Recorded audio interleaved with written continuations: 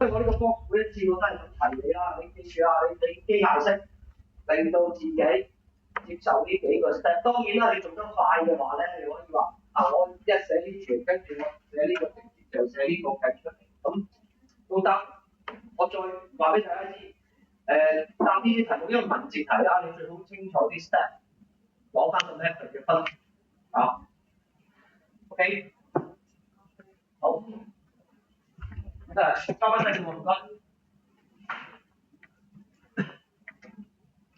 好，睇多條第三個 example。好，又係啦，自己睇下解釋條題目先，俾2分鐘。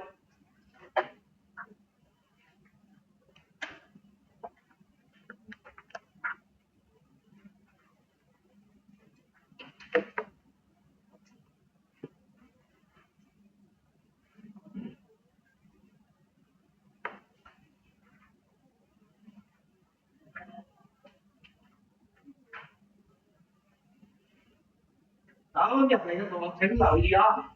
我知上個禮拜冇班我嘅測驗時間定咗喺11月20，請大家望一望啊！好，嗱錄低啊！咁你哋班就係 D， 所以睇443，咁啊放學後嘅。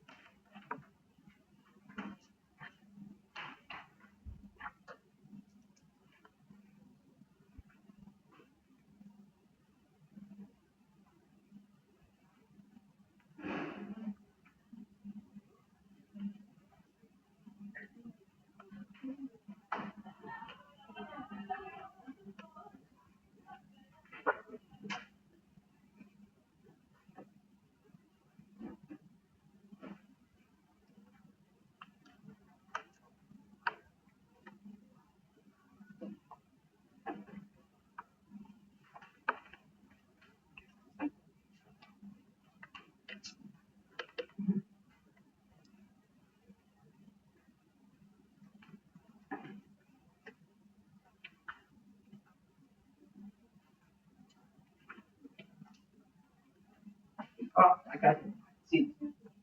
咁呢條咧就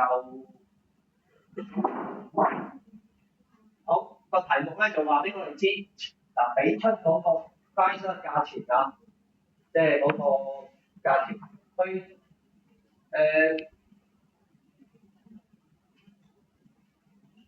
製造一粒鑽石，我唔知點樣 make 一個鑽石啊，即係可能佢係即係賣得嘅鑽石啦，即係我採咗個礦出嚟，咁我要令到嗰粒鑽石係賣得，咁咧嗰個價錢係一粒鑽石嘅價錢啦，你可以咁理解。咁呢個畫張圖俾你睇嘅。咁咧就 various direction 啊，呢個最緊要啊 highlight 咗佢，即係話正面嘅。你認住呢啲字得幾個嘅啫，你到最後嗰版我幫你啲收晒，咁你自己去記啦嚇。Various direction as 乜嘢？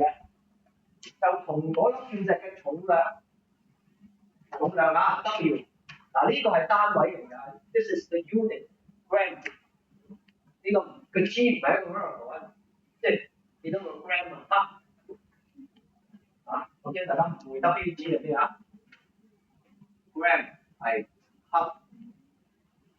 OK， 好啦，咁你話鑽石嘅價錢咧，原來係同佢嘅重量嘅平方，所以我大家都 highlight 呢個 square of something， 我好中意出嘅，成日都係 square of 乜乜 square of 乜乜。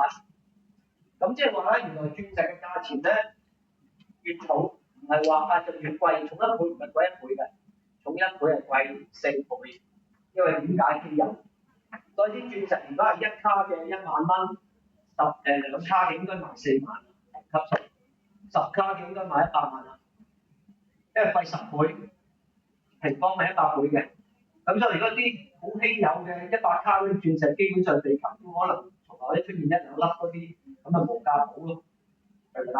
咁 roughly 都啱嘅。即係如果將來大家，因為一粒鑽石你買個原石翻嚟咧，一開咗，一開二咧散咗之後咧就唔值錢㗎啦。成粒，如果原石夠大嘅咧，能夠磨出一粒冇斷到冇爛嘅，咁嗰個價值係好高嘅，咁呢個大致上都合理嘅，但係係咪 square 我就唔知啦嚇。好啦，咁咧如果呢個就係喎，咁咪俾出咗一個正面嘅例子，咁我哋寫出嚟啦，留意啊 ，P price 佢講緊題目 from the question varies directly with square of weight 係咪到 W 嘅 square directly K，OK 嘛？好，咁跟住睇下條題目俾出啲咩例啦。嗱，佢又唔係直接俾一粒鑽石幾重，跟住有幾多錢喎？咁佢就想問你一個問題：如果我有某一粒鑽石，佢嘅重量，佢嘅重量我唔知，增加10%，即係譬如10個 gram， 我變成11個 gram， 當你識變魔術。咁問你咧，嗰粒鑽石嘅價錢會升到幾多？咁遇到一種咁嘅題目咧，佢係冇俾嗰個實際，咁你點做咧？我留意呢條好啦，咁佢就話啦，我哋已知呢條式 P 等於 KW square， 我哋當呢個 P 咧就係 original 嘅，咁我簡單寫 PO， 即係粒舊你已有嗰粒 existing 嗰粒。好啦，咁而家佢增加10%，即係話 new value， 我哋呢個其實叫 P new 新嗰粒，佢哋變魔術將佢變多10%出嚟，變成咗乜嘢？留意到個 weight 變咗1加10%嘛，原本嘅 weight 嚟嘅呢個，咁呢個1加10%記住平方喎，即係話你個重量仲係10%要平方埋喎，咁其實你呢個可以跳過嘅10%，你直寫1.1都得。咁即係話，如果你將粒鑽石變成1.1嘅重量，剔咗個平方1.1，你試下撳機就1.21，得唔得？咁個 K 保留啦 ，W 嘅 square 保留啦。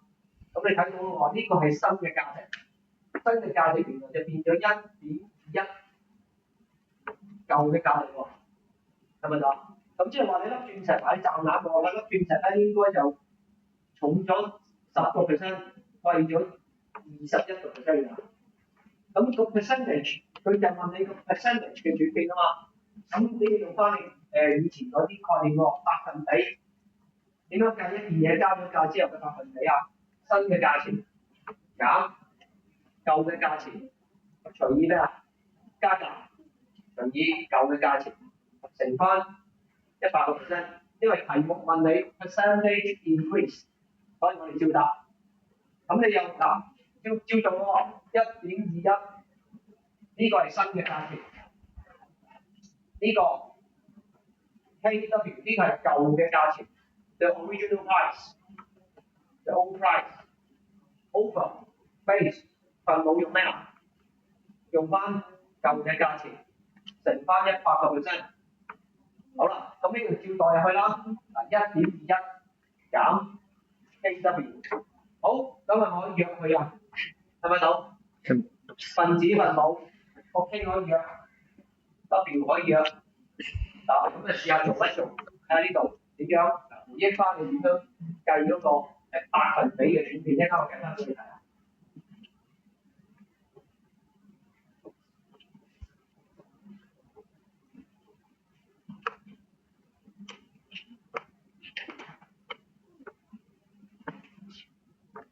1.21 KW 平方減 KW 平方 KW 平方乘100%。